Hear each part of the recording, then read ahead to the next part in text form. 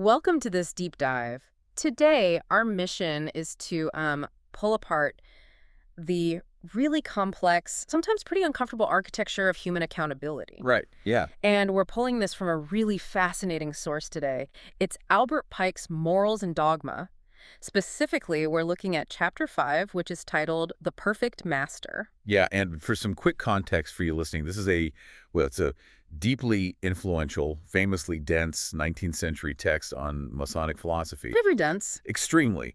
But we are taking its core arguments about justice, memory and moral balance, and we're examining how they actually hold up in our lives right now. Exactly. So to start us off, you know how people are just constantly talking about how the internet never forgets? Oh, right. Yeah, the digital footprint. Right. You post like one ill-advised comment or an embarrassing photo, and suddenly you have this massive modern anxiety that it's just, backed up on some server in a desert forever. It is basically the defining phobia of our era. I mean, we're living with this constant awareness of a permanent, searchable ledger of our worst moments. Yeah. And we can never truly erase or escape it. Right.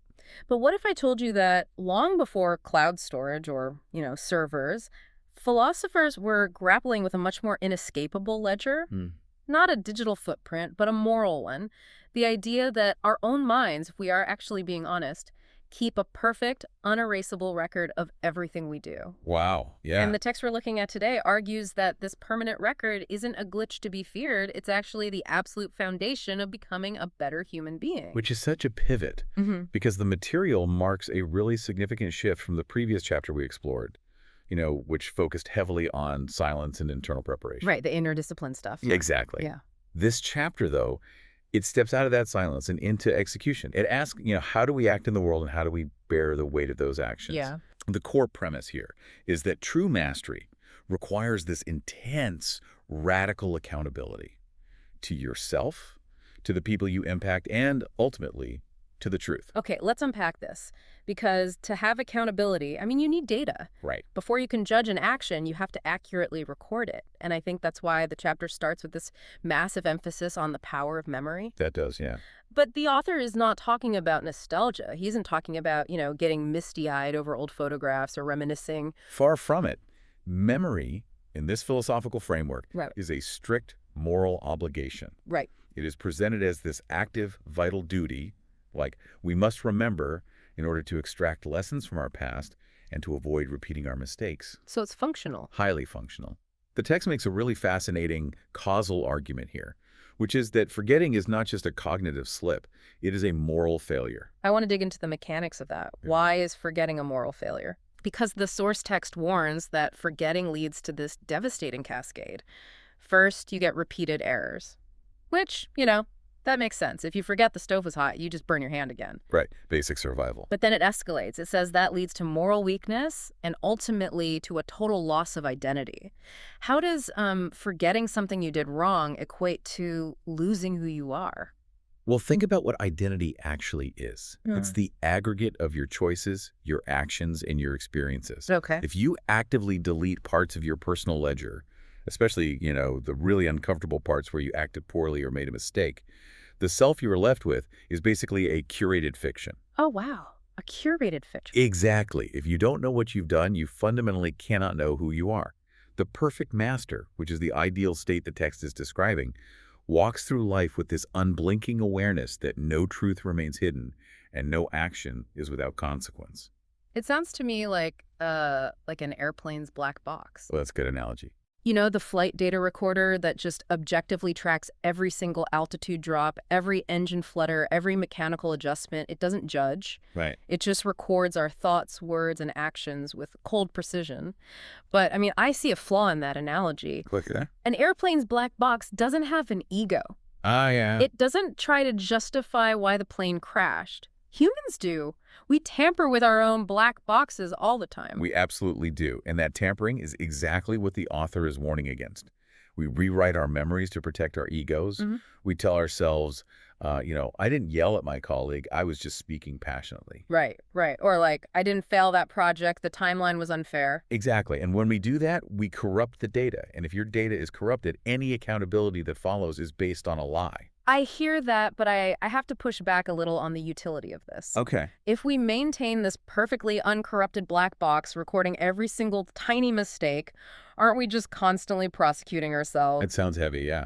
It sounds exhausting. Like, if I'm supposed to hold on to every time I messed up, I feel like I'd just be paralyzed by guilt. Well, what's fascinating here is that that's a very modern interpretation, and it is where the text makes a crucial, honestly liberating distinction. Okay, how so?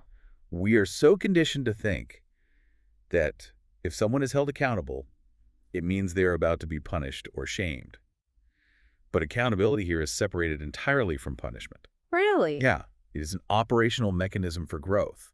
It is about taking ownership, not inflicting guilt. Wait, but isn't guilt sometimes, like, a necessary alarm bell?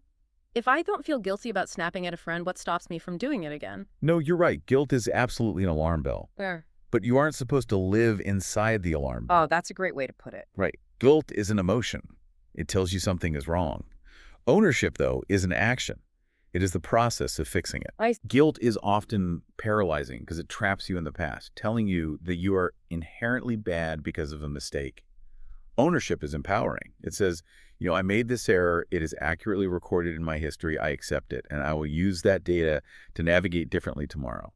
So the perfect master reviews the internal black box to become a better pilot, not to torture themselves over a rough landing. Precisely. Here's where it gets really interesting, because once we have this uncorrupted data, the honest memory of what we've done, we have to evaluate it. Right. And that naturally requires a framework. Like, how do we actually judge the data? That brings us to the chapter's deep redefinition of justice and truth. When I say the word justice, I think most of us immediately picture a courtroom. Oh, for sure. We picture a judge, a gavel coming down, a sentence being handed out. Our modern concept of justice is incredibly punitive. It is. It's so intertwined with retribution. We tend to view justice as evening the score. But the philosophical view presented here approaches justice as something infinitely deeper than legal systems or getting even. Right. Justice is fundamentally moral. It is presented not as a hammer, but as a scale. Justice is about restoring balance. Restoring balance. That totally flips the script. It does. It's not about making someone suffer because they made you suffer. It is about fixing the scales. Exactly. Let's ground this. Say I am looking at my internal data and I realize I was completely unfair to my spouse during an argument. Great. Punitive justice would be me putting myself in a mental jail, right? Isolating myself and just feeling terrible for 3 days. Yeah. But if justice is restoring balance, what does that actually look like in practice? Well, restoring balance requires you to take action in the real world to mend the fracture you caused. Okay. It means offering a genuine apology, changing the behavior that sparked the unfairness, and actively rebuilding the trust that was damaged. So it's active. Very active. But to even reach that point of restorative action, the text argues you need an absolute foundation of truth. You cannot restore balance based on assumptions or, emotional bias. Right. And the text outlines 3 strict prerequisites for finding that truth. Yes, it does. It tells us that truth requires patience, it requires honesty, and it requires courage. If you lack even one of those 3, your version of justice is fundamentally flawed. Completely flawed. Let's break those down because they sound so simple on paper, but they are incredibly difficult to execute when you are the one in the wrong. Oh, they're difficult because they run entirely counter to our human instincts. Let's look at patience first. When we are involved in a conflict, our instinct is to rush to judgment. We want the immediate gratification of being right. Oh, totally. We want to win. Exactly.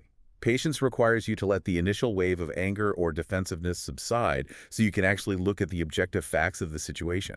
Which naturally leads into the second requirement, which is honesty. Because once the anger clears, you have to actually look at the uncorrupted black box data. Right. You have to admit where you contributed to the problem rather than, twisting the narrative so you look like the victim. Which we all love to do. And that is where the third prerequisite comes in.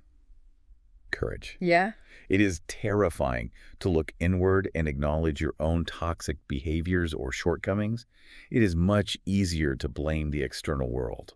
Courage is the willingness to look in the mirror and say, I am the reason this broke. Wow. This raises an important question for all of us listening. How often do we actually apply patience, honesty, and courage before we pass judgment on ourselves or others? Not often enough. Or are we just reacting based on fleeting emotions? Because to actually seek the truth means sitting in the profound discomfort of your own flaws. It means waiting when you want to yell, admitting fault when you want to deflect, and having the bravery to say, now I have to fix this. It is so much harder than just declaring yourself right and walking away. It might be the hardest psychological work a person can do, honestly. Yeah. The text argues that the ideal master must seek the truth, especially when it is uncomfortable. Truth is not a weapon you wield against your enemies to prove them wrong. It is a light you shine on yourself. Oh, I love that. And when you shine that light brightly enough, you inevitably illuminate your failures and your broken pieces. Which acts as a perfect bridge to a theme that echoes constantly throughout this material, and that's the concept of loss. Yes. Seeking uncomfortable truths forces us to confront the reality of loss in our lives. The relationships we've damaged, the time we've wasted, the potential we just haven't lived up to. The text frames loss very heavily, but not as a tragic endpoint, right? Yes. Loss is an ever-present reality in the philosophy, but it's intrinsically tied to the possibility of restoration. Okay. Loss represents the physical or emotional manifestation of our mistakes, but it also represents the lessons learned from that experience. So it's not just a negative. No, the author is pressing the idea that you cannot reach a state of moral mastery without going through the crucible of loss. It is a necessary, unavoidable part of transformation. It makes me think of metallurgy. Oh, how so? Like, you can't forge a stronger piece of steel without first melting down the iron. The complete loss of the old form is a prerequisite for the strength of the new one. That's a great metaphor. But surviving that melting down process, that intense transformation, requires what the text calls moral balance. If you are constantly confronting your flaws and your losses, you have to find an equilibrium. Otherwise, you'll just collapse under the weight of it. That equilibrium is paramount. There must be a constant active balance between justice and mercy. Justice and mercy. Right. Between remembering exactly what you did wrong and finding the capacity to forgive yourself so you can actually move forward. The source material is very strict in its warning against falling into extremes here. Let's explore those extremes because I think they are traps a lot of people fall into. Oh, absolutely. The text says that if you lean too far into rigidity, if you demand absolute, unforgiving justice for every minor infraction, you inevitably become cruel. Yeah. You become a tyrant to yourself and to everyone around you. Right. And conversely, if you lean too far into leniency, constantly forgiving every action without requiring any real accountability or behavioral change, you become weak. You just let everything slide. Exactly. You lose your moral center. It is an incredibly difficult tightrope to walk. So what does this all mean for how we actually live? How do you walk a tightrope between cruelty and weakness? It's the big question. When I was reviewing the source notes, I kept thinking that moral balance is not a static thing. It's not like placing a 50-pound weight on the left side of a scale and a 50-pound weight on the right and just, walking away. Right, that's passive. Exactly. Moral balance is much more like riding a bicycle. Oh, that is a brilliant way to conceptualize it. If you sit perfectly still on a bicycle, you crash. Exactly. To stay upright, you have to constantly make dynamic micro-adjustments. A little pressure to the left handlebars, a slight lean to the right.